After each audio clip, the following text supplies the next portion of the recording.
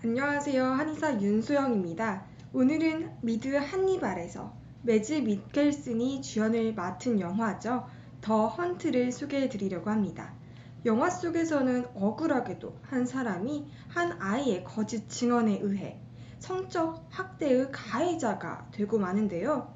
과연 그렇다면 아이들은 거짓말을 하지 않을까요? 성선설에 따라 순수한 존재이기 때문에. 그렇다면 우리 어른들은 과연 아이였을 때 거짓말을 해본 적이 없는 걸까요? 하지만 저 자신을 생각해 보아도 저는 어렸을 적 일단 시선이 집중되는 상황이면 그 쏠린 관심을 절대 놓칠 수가 없었기 때문에 호황된 거짓말이라도 잔뜩 늘어놓곤 했었습니다. 저뿐만이 아니라 아마 우리 모두 그 시기를 지나온 그런 사람들일 것입니다. 그런데 그 사실을 까맣게 잊고선 어른이 되어서 됐든 아이들은 거짓말을 하지 않아요라니 인식을 바꿀 필요가 있습니다. 우리는 우리가 믿고 싶은 것을 선택한 후에 그것을 진실이라 믿는 경향이 있습니다. 따라서 우리가 가능성을 닫아버리는 순간 우리는 이 진실을 알 수 있는 기회마저 잃어버리고 맙니다. 진실이 중요한 이유는 바로 여기에 있습니다. 누군가는 잘못된 판단으로 상처를 받고 또 피해자가 될 수 있기 때문입니다. 영화 제목인 더 헌트처럼 실제로 우리가 누군가를 살인하지 않더라도 우리가 가지고 있는 생각, 말, 눈빛, 그리고 때로는 폭력으로 진실과 관계없이 어떤 사람을 죽음에 이르게 할 수도 있는 것입니다. 그리고 이러한 억울한 상황이 나에게도 일어날 수 있는 것이죠. 그럼 지금부터 본격적인 영화 소개 시작하도록 하겠습니다. 영화의 줄거리는 다음과 같습니다. 아내와 이혼한 후 고향에 내려와 유치원 교사로서 새 삶을 꾸려나가는 루카스. 그를 걷잡을 수 없는 공경에 빠지게 하는 발단은 바로 중마고우인 테오의 5살 난 딸 클라라의 거짓말입니다. 평소 잘 챙겨주던 루카스에게 클라라가 하트를 주고 또 뽀뽀를 하는 행동을 보이자 당황한 루카스는 그녀에게 그러면 안 된다라고 주의를 주었는데 관심을 받으려는 생각에서였는지 아무 생각 없이 유치원 원장인 그레테에게 루카스가 자신에게 성기를 보여주는 그런 행동을 했다라고 거짓말을 하죠. 소문은 삽시간에 마을에 퍼지고 아이들은 거짓말을 하지 않는다고 굳게 믿는 어른들은 루카스와 그의 아들인 마쿠스에게 위협과 또 폭력을 가합니다. 유치원에서는 해고를 당하고 친구였던 테오 부부를 비롯해 다른 친구들도 그에게서 등을 돌리죠. 클라라는 뒤늦게 내가 바보 같은 말을 했다라고 어른들에게 말하지만 어른들은 아이가 스스로를 보호하기 위해 무의식 속에서 기억을 지우는 것이라 말하며 믿지 않습니다. 경찰의 조사 끝에 루카스는 무죄로 판명이 나지만 1년의 시간이 흐른 후에도 여전히 루카스를 범죄자로 여기는 이들이 있음을 영화의 마지막에서 암시하며 마무리됩니다. 어린아이는 거짓말을 하지 않는다라는 단순한 고정관념과 상처 입은 아이를 다시 상처 입혀서는 안 된다라는 이성적인 사건 해결 방식 사이의 공백은 내 아이도 당할 수 있다라는 어른들의 불안한 상상력으로 메워집니다. 사람들은 편견 어린 시선으로 보이지 않는 폭력을 행사하고 이렇듯 사회에서 사냥당하는 인간 또한 존재하게 되죠. 인간은 관계를 이루면서 살아가게 되는데 그 관계가 상실된 사람은 인간이라고 치부되지 않으며 단지 사냥감으로 여겨지는 듯합니다.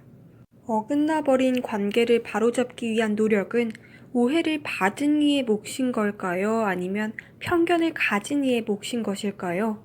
강한 결속력이라는 것, 운명 공동체라고 믿어 의심치 않아왔던 관계가 사실 얼마나 허무하게 흔들릴 수 있는 것인가에 대해 생각해 보았습니다. 결속력과 집단의식이 지나치게 강할 때 사람들은 곧잘 개인이 모여 공동체를 만들었다라는 사실을 잊고 공동체라는 것 자체에 또 다른 생명력을 부여하는 듯합니다. 집단의 잔인한 모습은 바로 여기서 나오는데요. 모든 환영과 따스함과 또 인정은 오로지 집단 내에서만, 집단에 속한 멤버들일 때에만 누릴 수 있는 특권인 것이죠. 그에 속하지 않는 자들에게는 가차없는 외면과 처벌을 내리며 마치 그것이 사회의 질서를 바로잡기 위한 대단한 정의의 심판이라도 되는 양 착각까지 불러일으키는 것입니다. 단지 집단에서 나왔다는 이유 하나만으로, 그리고 그것이 다수대 하나가 될 때 사냥이 되는 것입니다.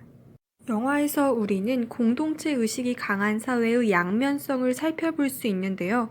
공동체 의식이 강한 커뮤니티일수록 주관의 정의에 사로잡혀 더 쉽게 폭력을 일삼을 수 있지만, 반면 복권과 복귀 또한 그 공동체 의식의 기반에 더 빠르게 이루어질 수 있다는 것입니다. 영화 더 헌트는 정의에 심취한 공동체 의식의 위험성을 보여주고 있으며, 또 그러한 공동체에 속하지 않고서는 살아갈 수 없는 개인의 초라함을 입체적으로 조망해냅니다.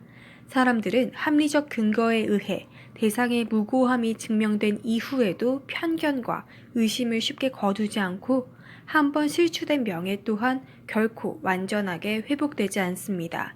세상에서 가장 잔인한 일들은 대개 정의의 이름으로 이루어집니다. 내 눈을 보라고. 뭐가 보여? 영화의 클라이막스는 바로 이 장면입니다. 진심을 알아달라는 것이죠. 클라라의 아버지는 한때 절친했던 친구 루카스의 눈에서 과연 무엇을 보고 있었던 것일까요? 친구 딸을 상대로 성폭력을 일삼는 고작 그것밖에 안 되는 치졸한 놈이었던 것인지, 아니면 엄마 아빠의 무관심에 시무룩해진 어린아이의 마음을 헤아려준 따뜻한 어른이었던 것인지요. 사람은 보고 싶은 것만을 본다고 하는데, 태우는 왜 그런 모습을 보려 했었던 것일까요? 슬픔에 폭발하는 루카스의 모습을 보고서야 그는 자신이 무엇을 보려 했었는지, 또 무엇을 외면하려 했었는지 돌아보게 되죠. 그렇게 마침내 어쨌든 평화는 찾아옵니다. 진실되고 거짓 없는 눈. 그가 말하는 눈은 인간의 내면을 반추하는 거울이자 오해와 편견으로 굽어진 사람들을 향한 양심의 외침이었던 것이죠. 하지만 우리는 영화를 보며 주인공 루카스에게 답답증을 느끼게 되는데요. 난리를 피워도 모자랄 판에 고작 내 눈을 보고 진심을 알아달라니. 억울함을 적극적으로 해명하지 않는 루카스. 도대체 왜 그러는 것일까요? 저는 아마 친구들이 자신을 믿어주기를 바랄 뿐 잃고 싶지는 않아서라고 생각을 했습니다. 또 이미 믿었던 사람들에게 배신감과 상실감을 느끼고 전의를 잃었다고 생각을 했습니다. 또 영화에는 이런 장면도 등장합니다. 선을 밟는 것을 끔찍히도 싫어하는 소녀의 강박증을 알고 이해하고 소통해 주려 하는 루카스의 모습이 등장하죠. 그럼 집에 어떻게 가는 것이 좋을까 묻는 루카스에게 어린 클라라는 아저씨는 앞을 보세요. 저는 선을 볼게요. 라고 대답을 합니다.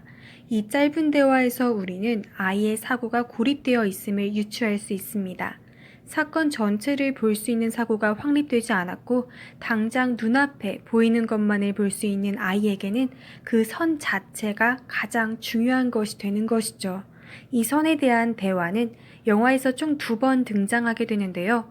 후반부에 등장하는 장면에서 얽히고 설킨 그 많은 선들을 바라보는 클라라와 루카스의 태도는 이야기의 초반과 다르지 않습니다.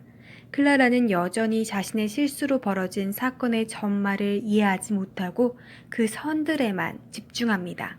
클라라가 그 선들을 이해하고 넘어가기 위해서는 시간이 필요하죠. 그래서 더 넓은 사고가 가능하고 감정선을 조절할 수 있는 루카스가 클라라를 대신해 그 선들을 넘어가 주는 것입니다. 영화는 선을 통해 어른과 아이, 그리고 성숙과 미성숙의 문제를 이야기하고 있습니다.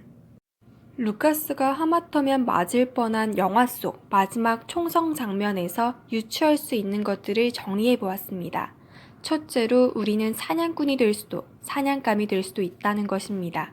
우리는 동물의 안에서 총을 쏠 수 있는 권한을 가진 사냥꾼들이지만 눈빛, 말, 때로는 폭력으로 사람을 사냥할 수 있는 사냥꾼이기도 하다라는 것이죠. 사냥감은 어제의 사냥꾼이 될 수도 있는 것입니다.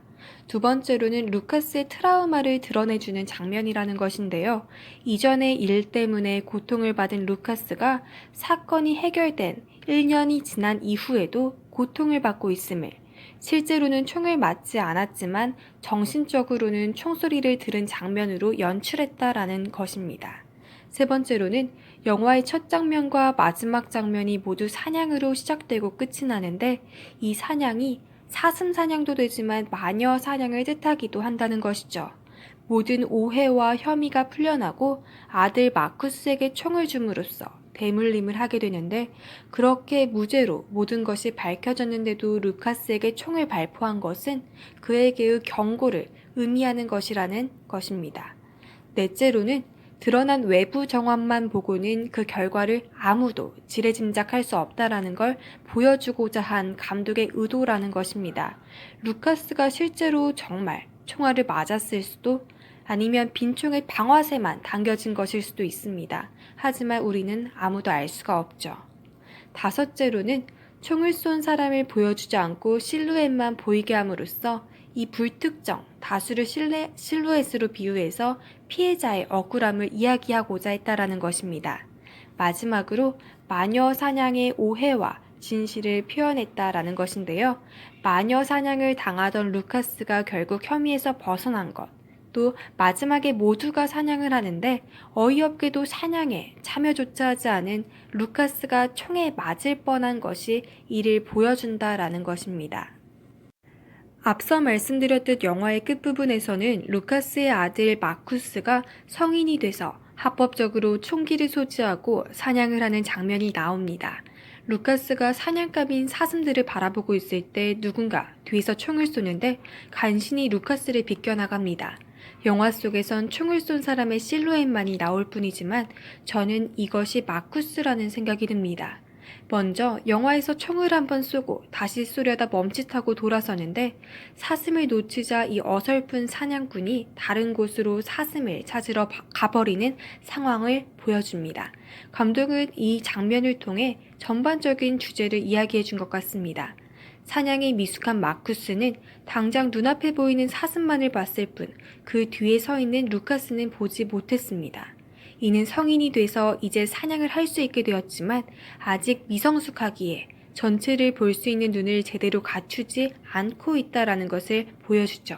그리고 한때 판단의 대상, 즉 마녀 사냥의 목표물이었던 루카스의 아들인 마쿠스에게도 누군가를 향해 사냥의 총을 겨눌 수 있는 힘이 생겼다는 것을 보여주고 있습니다. 다시 말해 사냥에서 사냥꾼인 동시에 사냥의 표적이 될 수 있음을 암시하고 있습니다. 그리고 앞서 말했던 것처럼 전체를 볼 수 있는 시각이 마쿠스에게 없다면 그도 결국 과거의 공동체 사람들이 했던 것처럼 누군가를 죽음으로 몰고 갈 수 있음을 잘 드러내고 있죠.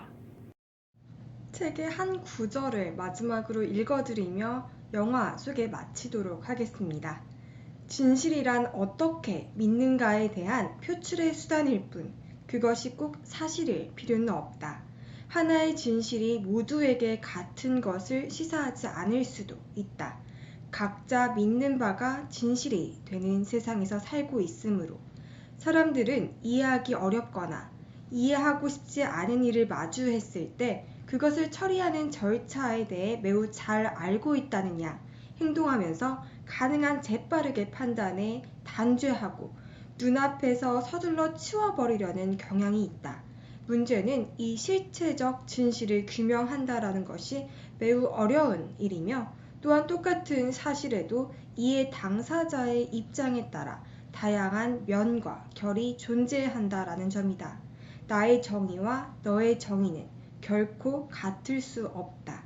나의 상식과 너의 상식 또한 같을 수 없다. 사실관계를 따지기 위한 분쟁은 소모가 아닌 필연이다. 이를 통제하기 위해 인류는 법체계를 만들어 매우 오랜 세월 동안 발전시키며 사적인 차원의 복수를 금지해왔다. 하지만 그것이 단죄를 향한 사람들의 욕구를 원천적으로 막지는 못한다. 지금까지 들어주셔서 감사합니다.